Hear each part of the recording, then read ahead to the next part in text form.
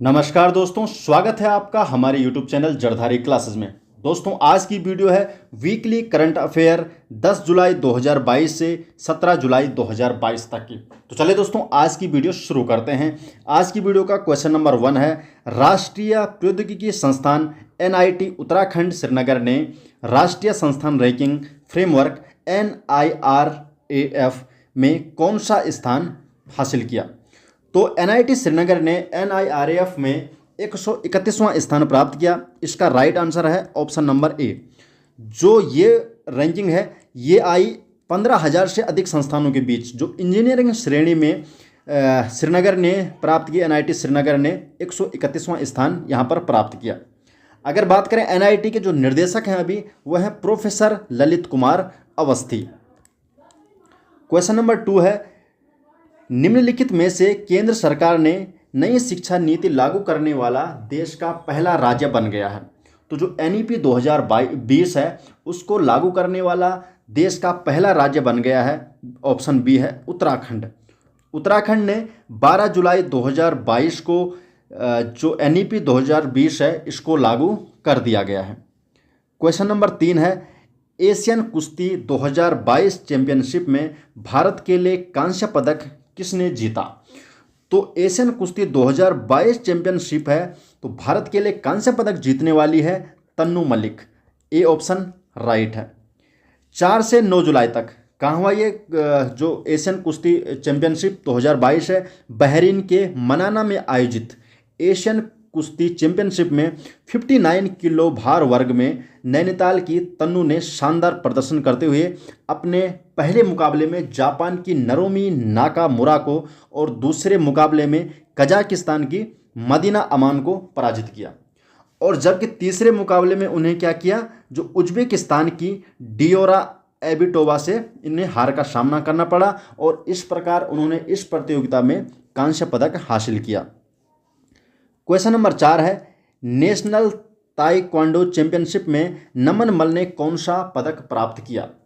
तो नमन मल ने प्राप्त किया यहाँ पर स्वर्ण पदक, गोल्ड मेडल जीता इन्होंने। ऑप्शन बी इसका सही जवाब है। और ये कहाँ के हैं, मसूरी केंद्रीय विद्यालय के जो छात्र हैं ये नमन मल ने द्वितीय आगरा ताज ओपन नेशनल ताइक्वांडो चैंपियनशिप में गोल्ड मेडल इन्होंने जीता यहाँ पर। क्वेश्चन नंबर 5 है, राष्ट्रीय संस्थान रैंकिंग फ्रेमवर्क NIRF में IIT रुड़की ने कौन सा स्थान प्राप्त किया। तो NIT जो श्रीनगर गढ़वाल है उसने प्राप्त किया था यहाँ पर 131वां स्थान और जो आपकी IIT रुड़की है इन्होंने यहाँ पर 7वां स्थान प्राप्त किया। अगर बात करें IIT रैंकिंग में तो IIT की रैंकिंग में IIT रुड़की ने 6वां स्थान प्राप्त किया है। अब देखते हैं यहाँ पर कि जो शिक्षा मंत्रालय भारत सरकार ने 15 जुलाई 2022 को राष्ट्रीय संस्थान रैंकिंग फ्रेमवर्क NIRF रैंकिंग 2022 को इन्होंने जारी किया और इसको जारी करने वाले हैं शिक्षा मंत्री धर्मेंद्र प्रधान। पहला जो स्थान प्राप्त किया वो किया भारतीय प्रौद्योगिकी संस्थान मद्रास ने और दूसरा स्थान प्राप्त किया भारतीय विज्ञान संस्थान बेंगलुरु ने और जबकि 7वां स्थान प्राप्त किया IIT रुड़की ने। अगर बात करें जो यहाँ पर शिक्षा मंत्रालय की तरफ से जो ये रिपोर्ट जारी है इसमें इंडिया रैंकिंग 2022 में भारतीय प्रौद्योगिकी संस्थान रुड़की ने 7वां स्थान यहाँ पर प्राप्त किया और 6ठा स्थान इन्होंने, अगर IIT की रैंकिंग में देखें तो IIT की रैंकिंग में इन्होंने 6ठा स्थान यहाँ पर प्राप्त किया, अगर केवल IIT के कॉलेज की बात करें। क्वेश्चन नंबर 6 है, हाल ही में पद्मश्री अवधेश कौशल जी के निधन हुआ और वह क्या थे। तो जो अवधेश कौशल जी हैं वो एक समाज सेवी हैं। अब देख लीजिए इसकी डिटेल कि जो समाज सेवी एवं रूलक संस्थान के चेयरमैन थे ये पद्मश्री अवधेश कौशल जी और 12 जुलाई 2022 को देहरादून में इनका निधन हो गया। जो अवधेश कौशल जी ने इन्होंने मानवाधिकार और पर्यावरण के लिए इन्होंने जीवन भर काम किया और 80 के दशक में मसूरी में जो खनन हुआ था उस पर रोक लगाने में इनका बहुत ज़्यादा इनको श्रेय जाता है। क्वेश्चन नंबर 7 है, निम्नलिखित में उत्तराखंड की किस लोक कला को GI टैग जियोग्राफिकल इंडिकेशन, तो ये मिला यहाँ पर एपण को। सी ऑप्शन इसका राइट है। देखो उत्तराखंड में जो ऐपण है इसको जीआई टैग या इसको भौगोलिक संकेत बोलते हैं, तो जीआई टैग इसको मिला है। और एपण क्या है, उत्तराखंड की एक पारंपरिक और सांस्कृतिक लोक कला है और ज़्यादातर ये कुमाऊं क्षेत्र में एपण कला यहाँ पर देखने को मिलती है। दोस्तों, जो भी हमारे पास जो भी करंट अफेयर आपको यहाँ पर दिखाए जाते हैं, जिसकी वीडियो आपको बताई जाती है वीकली करंट अफेयर, तो सभी नोट्स आपको मिल जाएंगे हमारे ऐप उत्तराखंड जनरल नॉलेज में, और ये आपको मिलेगा प्ले स्टोर में। आप वहाँ पे सर्च करेंगे उत्तराखंड जीके और फर्स्ट में ही आपको मिल जाएगा उत्तराखंड जनरल नॉलेज के नाम से एसजे ग्रुप का ऐप, और इसको आप डाउनलोड कर सकते हैं। यहाँ पर आपको वीकली करंट अफेयर तो देखने को मिलती है, साथ में वहाँ पर क्विज है आपके पास, उत्तराखंड जीके की सारे डिटेल्ड नोट्स वहाँ पर आपको मिल जाएंगे, जो कि एकदम फ्री है। आप उसको वहाँ से पढ़ सकते हैं और अपनी तैयारी जारी रख सकते हैं। क्वेश्चन नंबर 8 है, निम्नलिखित में किसने हाल ही में श्रीनगर में स्वामी रामानुजाचार्य की स्टैच्यू ऑफ पीस का अनावरण किया? तो जो स्वामी रामानुजाचार्य है, श्रीनगर में स्टैच्यू ऑफ पीस का अनावरण किया अमित शाह ने। श्रीनगर कौन सा? जम्मू वाला श्रीनगर है, ठीक है। तो केंद्रीय मंत्री अमित शाह ने हाल ही में श्रीनगर में सोनवर क्षेत्र में एक मंदिर में स्थित स्वामी रामानुजाचार्य की स्टैच्यू ऑफ पीस का अनावरण किया। जो ये रामानुजाचार्य है वो एक महान विचारक थे, दार्शनिक और समाज सुधारक माने जाते हैं, और ये तमिलनाडु के श्री पोरबंदर में पैदा हुए एक दक्षिण भारतीय ब्राह्मण है। क्वेश्चन नंबर 11 है, 11 जुलाई को विश्व भर में कौन सा दिवस मनाया जाता है? तो 11 जुलाई को जो विश्व भर में मनाया जाता है वो मनाया जाता है विश्व जनसंख्या दिवस। डी ऑप्शन इसका सही जवाब है। और इस जनसंख्या दिवस मनाने का उद्देश्य क्या है कि जनसंख्या संबंधित समस्याओं पर वैश्विक चेतना जागृत करना है, लोगों को यहाँ पर जागरूक करना है, इसका उद्देश्य है। और यह आयोजन कब से हो रहा है? 1989 से में संयुक्त राष्ट्र विकास कार्यक्रम की गवर्निंग काउंसिल द्वारा इसको स्थापित किया गया है, और 1989 से ये मनाया जा रहा है। अगर 2022 थीम की बात करें तो 2022 की थीम है 8 बिलियन की दुनिया, सभी के लिए एक लचीला भविष्य की ओर, अवसरों का दोहन और सभी के लिए अधिकार और विकल्प सुनिश्चित करना। तो ये इम्पोर्टेंट है कि 2022 में जो ये दिवस मनाया गया इसकी थीम क्या है। क्वेश्चन नंबर 10 है, किस राज्य सरकार के द्वारा भारत का पहला स्वास्थ्य का अधिकार विधेयक राइट टू हेल्थ बिल पेश किया गया? तो इसको किया गया है राजस्थान द्वारा। तो राजस्थान ने राइट टू हेल्थ बिल पेश करने वाली ये पहली क्या है राज्य है भारत सरकार का। तो ये अभी जल्दी ही पारित होने वाला है। तो राजस्थान सरकार जल्द ही विधानसभा में स्वास्थ्य को लेकर क्या है जो ये विधेयक है right to health bill pass करने वाली है, और भारत में यह पहली तरह का मामला है। और इसका उद्देश्य क्या है? सरकारी और निजी स्वास्थ्य देखभाल प्रदाताओं के माध्यम से गुणवत्तापूर्ण और सस्ती स्वास्थ्य देखभाल सेवाओं के लिए प्रतिबद्ध, ठीक है। तो सभी का ये राइट है। तो राजस्थान में ये इसको पारित करने वाले हैं। क्वेश्चन नंबर 11 है, हाल ही में किसे उपचुनाव आयुक्त नियुक्त किया गया है? तो हाल ही में किसको उपचुनाव आयुक्त नियुक्त किया गया है? तो इसका सही जवाब है आर.के. गुप्ता। डी वाला ऑप्शन इसका सही जवाब है। अब देखिए, जो आपके कार्मिक मंत्रालय में थे पहले जो भी आर.के. गुप्ता, और अब इनको उपचुनाव आयुक्त नियुक्त किया गया है। तो इससे पहले वो क्या है कार्मिक मंत्रालय में थे वरिष्ठ अधिकारी, और उन्होंने किसका स्थान लिया?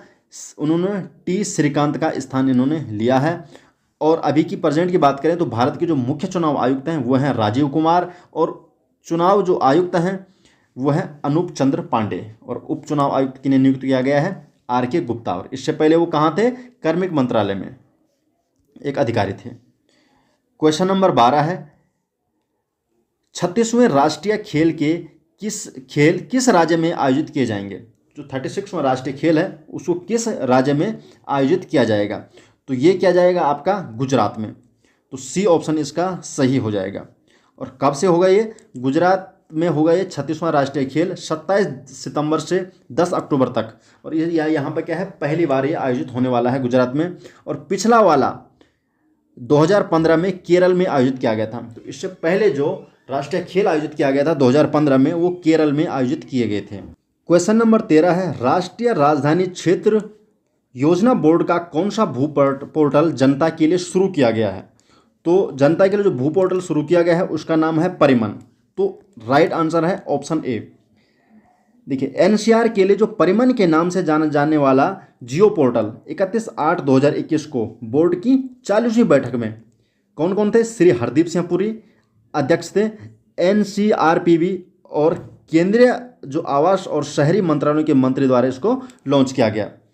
सुदूर संवेदन और जीआईसी प्रौद्योगिकी के प्रभावी उपयोग के उद्देश्य से राष्ट्रीय सूचना विज्ञान केंद्र एनआईसी द्वारा एक वेब जियो पोर्टल विकसित किया गया है और इसका नाम है परिमन। नाम इसका इंपॉर्टेंट है। क्वेश्चन नंबर 14 है, राष्ट्रीय high speed rail corporation limited NHSRCL का प्रबंध निदेशक किसे नियुक्त किया गया है? तो एनएचएसआरसीएल का जो प्रबंध निदेशक है वो किया गया है राजेंद्र प्रसाद जी को नियुक्त किया गया है।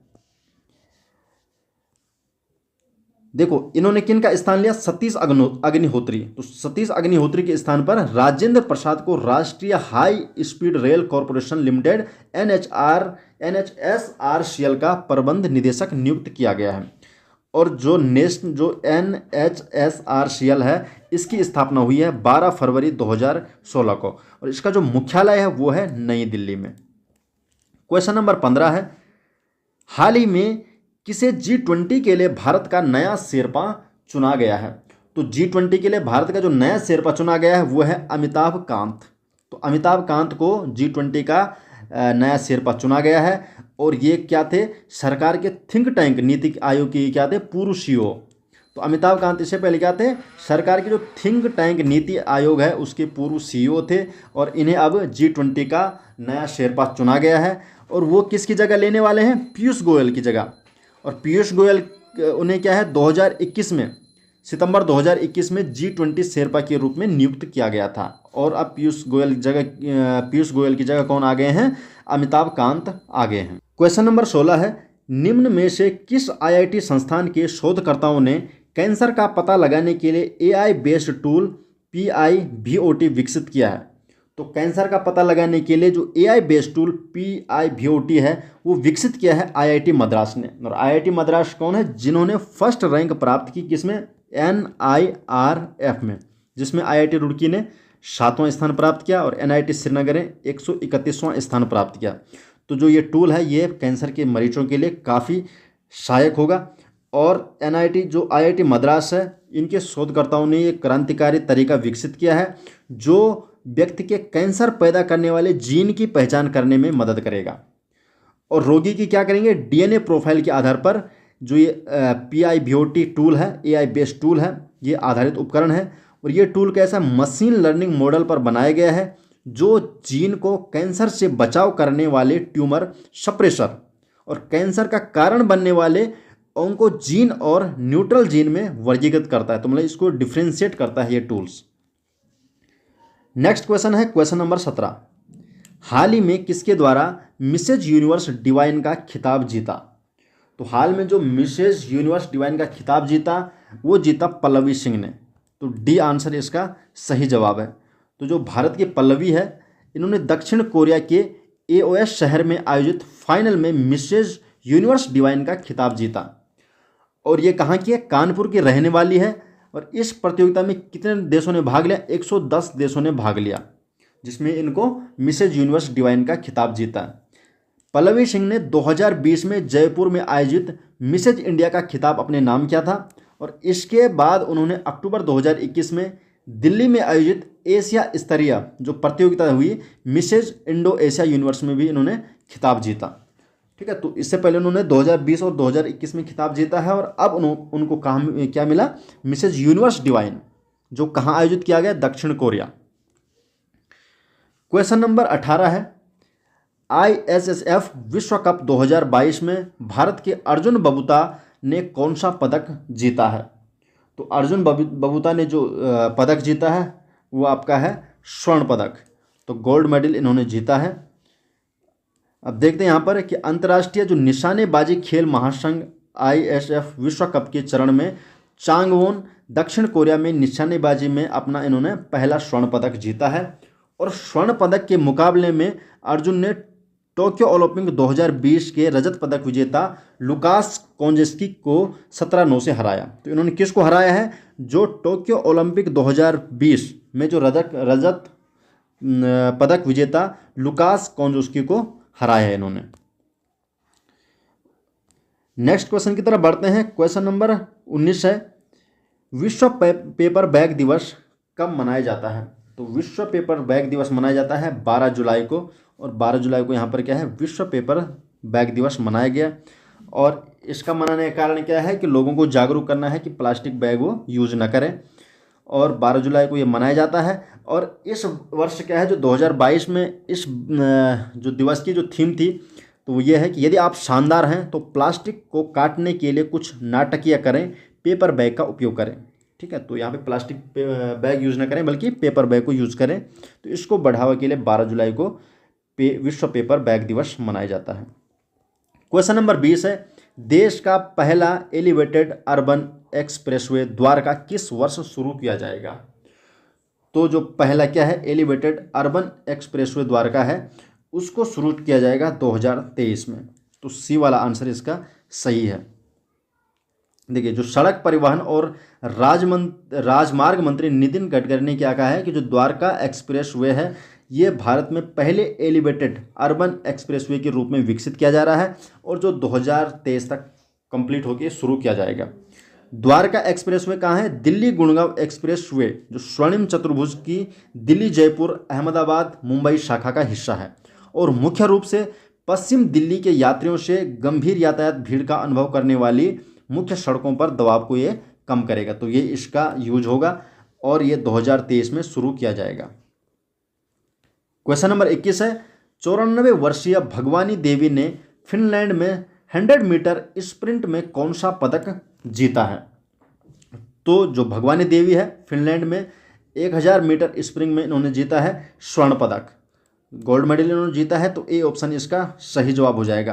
कितने वर्ष की है? 94 वर्षीय है, और भारतीय धावक है ये भगवानी देवी डागर ने विश्व मास्टर्स एथलेटिक्स चैंपियनशिप में फिनलैंड के टाम्परे में 100 मीटर स्प्रिंग में स्वर्ण पदक इन्होंने जीता, और उन्होंने 24.74 सेकंड में, इतने समय में, ठीक है, तो पहला स्थान उन्होंने प्राप्त किया। और शॉर्टपुट में, और दूसरा उन्होंने क्या किया, शॉर्टपुट में कांस्य पदक भी अपने नाम किया है उन्होंने। तो 2 पदक उन्होंने जीते हैं। एक उन्होंने 100 मीटर में 24.74 सेकंड के अंदर में स्वर्ण पदक हासिल किया, और शॉर्टपुट में उन्हें कांस्य पदक उन्होंने अपने नाम किया है। क्वेश्चन नंबर 22 है, भारत के किस शहर में सबसे लंबा डबल डेकर फ्लाईओवर बनाने का रिकॉर्ड बनाया गया है? तो किस शहर ने सबसे लंबा डबल डेकर फ्लाईओवर, तो डबल डेकर फ्लाईओवर बनाने का रिकॉर्ड किसको जा रहा है यहाँ पर? नागपुर को। तो डी ऑप्शन इसका सही जवाब हो जाएगा। अब देखिए, इसकी डिटेल देख लेते हैं कि जो भारतीय राष्ट्रीय राजमार्ग प्राधिकरण NHAI और महाराष्ट्र मेट्रो ने नागपुर में 3.14 किलोमीटर की लंबाई के साथ सबसे लंबे डबल डेकर वायडक्ट के निर्माण का विश्व रिकॉर्ड इन्होंने हासिल कर दिया। क्वेश्चन नंबर 23 है, कहाँ का हाईवे अड्डा देश का पहला कार्बन न्यूट्रल हवाई अड्डा बना है? तो जो देश का पहला कार्बन न्यूट्रल हवाई अड्डा बना है वो बना लेह। ऑप्शन सी यहाँ पर सही जवाब इसका है। तो जो भारतीय विमानपत्तम प्राधिकरण है द्वारा लेह हवाई अड्डे को कार्बन न्यूट्रल हवाई अड्डे के रूप में बनाया जा रहा है, और जो भारत में ये पहला क्या होगा, ये कार्बन न्यूट्रल हवाई अड्डा होगा। इसमें क्या क्या लगे हैं? सोलर PV प्लांट के साथ हाइब्रिडाइजेशन में जियोथर्मल सिस्टम, नए एयरपोर्ट टर्मिनल बिल्डिंग में हीटिंग और कूलिंग उद्देश्यों के लिए प्रदान किया जाएगा। भारतीय विमानपत्तम प्राधिकरण मुख्यालय कहाँ है? नई दिल्ली में है, और इसकी स्थापना हुई थी 1 अप्रैल 1995 में, और वर्तमान में इसके अध्यक्ष हैं राजीव कुमार। नेक्स्ट क्वेश्चन की तरफ बढ़ते हैं। क्वेश्चन नंबर 24 है, कौन से स्वतंत्रता दिवस पर केंद्र सरकार राष्ट्रव्यापी अभियान हर घर तिरंगा शुरू करेगी? तो कौन से स्वतंत्रता दिवस पर कौन सा अभियान शुरू किया जा रहा है? हर घर तिरंगा शुरू किया जा रहा है। तो ये है आपका 75वां स्वतंत्रता दिवस।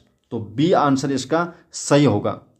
जो देश के 75वें स्वतंत्रता दिवस के उपलक्ष्य में नागरिकों को अपने आवास पर राष्ट्रीय ध्वज फहराने के लिए क्या करेंगे? प्रोत्साहित करने के लिए केंद्र सरकार कौन सा अभियान शुरू करने वाली है? हर घर तिरंगा शुरू करेगी। यह पहल आज़ादी का अमृत महोत्सव के तत्वाधान में शुरू की गई थी, जिसका नोडल मंत्रालय संस्कृति मंत्रालय है। ठीक है, तो इसका जो मेन मंत्रालय कौन सा है? संस्कृति मंत्रालय इसको यहाँ पर हैंडल कर रहा है। क्वेश्चन नंबर 25 है, विश्व आर्थिक मंच WEF के ग्लोबल जेंडर गैप इंडेक्स 2022 में भारत किस स्थान पर है? तो जो WEF है ग्लोबल जेंडर गैप इंडेक्स 2022 में भारत कौन से स्थान पर है? 135वें स्थान पर, काफ़ी पीछे यहाँ पर भारत है। तो विश्व आर्थिक मंच WEF के ग्लोबल जेंडर गैप इंडेक्स 2022 में कुल कितने देश हैं? 146 देश हैं, और उसमें से भारत को मिली 135वां स्थान। और इसमें काफ़ी सारे क्या है, अलग अलग इंडेक्स हैं। स्वास्थ्य और उत्तरजीविता, हेल्थ एंड सर्वाइवल इंडेक्स जो उप सूचकांक है, इसके अंदर अलग अलग सब इंडेक्स है। तो इसमें भारत का दुनिया में सबसे खराब प्रदर्शन रहा है, और जहां भारत को यहां पर क्या है 146वां स्थान प्राप्त हुआ है। किसमें? देखिए, जो ग्लोबल जेंडर गैप इंडेक्स है उसमें तो 135वां स्थान, और जो स्वास्थ्य और उत्तरजीविता, हेल्थ एंड सर्वाइवल जो ये सब इंडेक्स है, इसमें मिला है 146वां स्थान, बिल्कुल लास्ट है। क्वेश्चन नंबर 26 है, जुलाई 2022 में लॉन्च की गई the McMahon line a century of discord नामक पुस्तक किसके द्वारा लिखी गई है? तो जो ये पुस्तक लिखी गई है ये जनरल JJ सिंह के द्वारा लिखी गई है। तो सी ऑप्शन इसका सही जवाब होगा। तो हिमाचल प्रदेश के जो राज्यपाल है राजेंद्र विश्वनाथ आर्लेकर ने हाल ही में क्या किया, जो the McMahon line a century of discord नामक पुस्तक का इन्होंने विमोचन किया है। और इसको लिखा किसने है? जो पूर्व राज्यपाल और पूर्व सेनाध्यक्ष जनरल JJ सिंह द्वारा इसको लिखा गया है, और इसका विमोचन किया है राज्यपाल कहाँ के? हिमाचल प्रदेश के राज्यपाल ने। क्वेश्चन नंबर 27 है, बर्मिंघम विश्व खेल 2022 में अभिषेक वर्मा और ज्योति सुरेखा वेनम ने तीरंदाजी में कौन सा पदक जीता? तो इन्होंने जीता यहाँ पर कांस्य पदक। तो बी ऑप्शन इसका सही होगा। बर्मिंघम विश्व खेल 2022 में इन दोनों ने कौन सा कांस्य पदक यहाँ पर जीता है। और अब देखते हैं इसकी डिटेल कि एशिया खेलों की तीरंदाजी स्वर्ण विजेता अभिषेक वर्मा, तो एशिया खेलों की जो तीरंदाजी में ये क्या है, स्वर्ण विजेता हैं अभिषेक वर्मा, और ज्योति सुरेखा वेनम ने बर्मिंघम अलाबामा US में विश्व खेल 2022 में इन्होंने कांस्य पदक जीता है। और कांस्य पदक प्रतियोगिता में भारतीय तीरंदाजी टीम ने मैक्सिको की एंड्रे और मिगुएल बेसोरा को 157-156 से यहाँ पर हराया है। अभिषेक वर्मा और ज्योति सुरेखा वेनम ने पेरिस में तीरंदाजी विश्व कप में स्वर्ण पदक जीता। तो दोस्तों ये हो गई इस वीक के करंट अफेयर, और इसके जो सभी नोट्स हैं वो आपको मिल जाएंगे उत्तराखंड जनरल नॉलेज का ऐप, SJ ग्रुप का जो ऐप है, और प्ले स्टोर में आपको मिल जाएगा। उत्तराखंड GK सर्च करने पर सबसे फर्स्ट में ही उत्तराखंड जनरल नॉलेज के नाम से SJ ग्रुप का ऐप आपको मिल जाएगा, और उसमें करंट अफेयर है, क्विज है आपका, सभी जो नोट्स हैं उत्तराखंड GK हो गया, हिंदी हो गया, रीजनिंग हो गया, सारे के सारे नोट्स आपको वहां पर मिल जाएंगे। तो दोस्तों आज की वीडियो में इतना ही, मिलते हैं नेक्स्ट वीक के करंट अफेयर के साथ, तब तक के लिए आपका बहुत बहुत धन्यवाद।